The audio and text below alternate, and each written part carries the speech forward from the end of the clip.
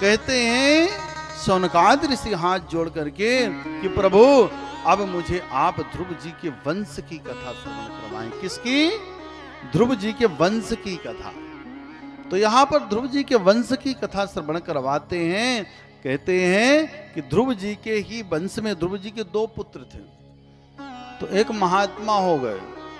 देखिए, जो संसार में परिवार में भजनानंदी हो जाता है उसको आधा तो पागल हम आप समझने लगते हैं। प्रेम से बोलिए, सही है गलत है? तो जो वत्कल थे ये भजनानंदी थे, तो इनको गांव वाले क्षेत्र वाले लोग सोचते थे ये कुछ राज्य संभाल नहीं पाएगा, उसे राज्य चाहिए था भी नहीं, वो भजन करने के लिए निकल पड़ा। वत्सर जो थे इनको राजगादी दे दिए, आगे का राज्य ये चलाने लगे। उन्हीं की 8वीं पीढ़ी में एक राजा अंग हुए। उनका विवाह हो गया मृत्यु की कन्या सुनीता के साथ। किसके साथ?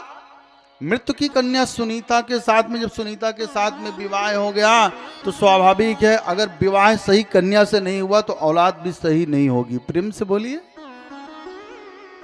इसीलिए कहा गया है कि विवाह करें तो अपने समकक्ष धन में ना हो चलेगा, लेकिन उसका वर्ण कुल ये सब होना चाहिए अच्छा। और जिसने ये खो दिया तो देखने को भी मिलता है। कथा हमें ये सिखाती है। पुत्र हुआ वेन। वेन बड़ा दुष्टात्मा, बड़ा पापी। छोटे छोटे बच्चों को पाए तो कुआं में फेंक दे, नदी में फेंक दे, किसी के घर में आग लगा दे। राजा अंग बहुत समझाए, तो जब बच्चा बड़ा हो जाता है तो पिता को भी आंखें दिखाने लगता है। प्रेम से बोलिए, सही है गलत है? अंग बड़े दुखित हो गए, एक दिन घर छोड़ करके निकल गए। संत मुनि मंडली, ब्रह्म ऋषि, सब लोगों ने सोचा कि राज्य में राजा होना बहुत जरूरी है, क्योंकि अगर राजा नहीं है तो कोई भी दुर्घटना हो सकती है। आजकल तो सुनने को मिलता है कि 15 मिनट के लिए छूट मिल जाए तो हम तो पूरा भारत ही खत्म कर देंगे। प्रेम से बोलिए, कहते हैं ना। इसलिए उन्होंने राजा वेन को ही पद पर स्थापित कर दिया, सिंहासन में बैठा दिए। तुम ही राज्य करो। जो ही सिंहासन में बैठा तो सबसे पहले ब्रह्म ऋषियों को कहने लगा कि आप कहां भगवान की पूजन पाठ करते हो, कीर्तन करते हो? जो राज्य का राजा होता है वही सबका भगवान होता है। प्रेम से बोलिए, वही सबका भगवान परमात्मा होता है। हमारे नाम की कीर्तन गाओ। वेन, कौन सी कीर्तन?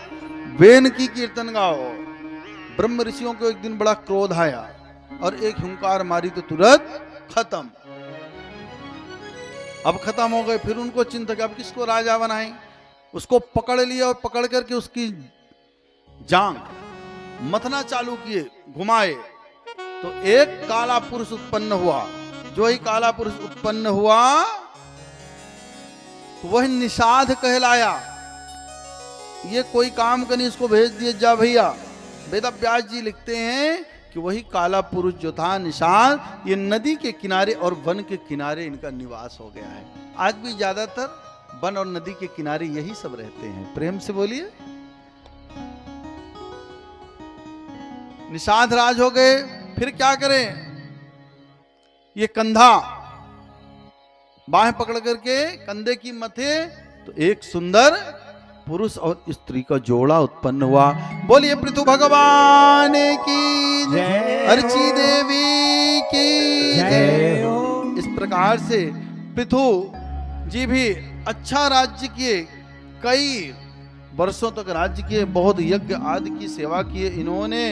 उन्हीं के वंश में आगे चल करके प्राचीन बरही हुए। कौन?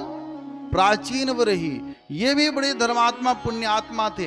अच्छा, ये सब 100 यज्ञ करते थे।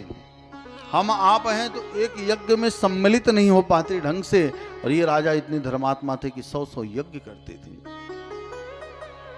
और यज्ञ करने के बाद में ब्राह्मणों को मुंह मांगी, क्या चाहिए संतुष्ट होकर के जाओ, मुस्कुरा करके जाओ, ऐसा उनका कहना रहता था। शास्त्र कहता है इतने दानी भी थे, इतने धर्मात्मा भी थे, इतने पुण्यात्मा भी थे। प्राचीन वही यज्ञ तो बहुत करते थे, लेकिन कुछ पशु बलि की यज्ञ करते थे। हम सागर में गए थे आपके, तो सागर में एक यादव परिवार था, तो उन लोगों ने बेटे का विवाह किया और फिर भोला भाला बकरे की जान ले लिए। बोले गुरुदेव हमारी परंपरा है। नारद जी महाराज एक दिन पहुंच गए उसके पास में और कहते हैं ये तुम क्या कर रहे हो? नहीं प्रभु क्या गलती होगी, हम तो सब अच्छा कर रहे हैं, तुम पशु बलि क्यों दे रहे हो, जीवों को क्यों मार रहे? जीवों को मारना नहीं चाहिए। इस प्रकार से जब समझा रहे हैं और बाहर निकाल लिए बात करते करते, आइए बाहर मैं आपको दिखाऊं प्राचीन बरही को। ऊपर दिखाते हैं, देखो ऊपर जितने लोगों की हत्या किए थे, जीवों को मारे थे, बलि दिए थे, वो सब कटार तलवार लेकर के खड़े हैं कि आओ जल्दी आओ तुम्हें हम भी काटे। जस करनी तस भोगन दाता, अब नरक जात में क्यों पछताता। जैसा आप करेंगे वैसा भरना ही भरना है, आज नहीं तो निश्चित कल, इसमें कोई संशय नहीं है। प्राचीन वरही को ज्ञान उत्पन्न हो गया। प्राचीन वरही भी वहां से बलि देना बंद कर दिया और प्रभु की आराध्य में लग गया। आगे लिखते हैं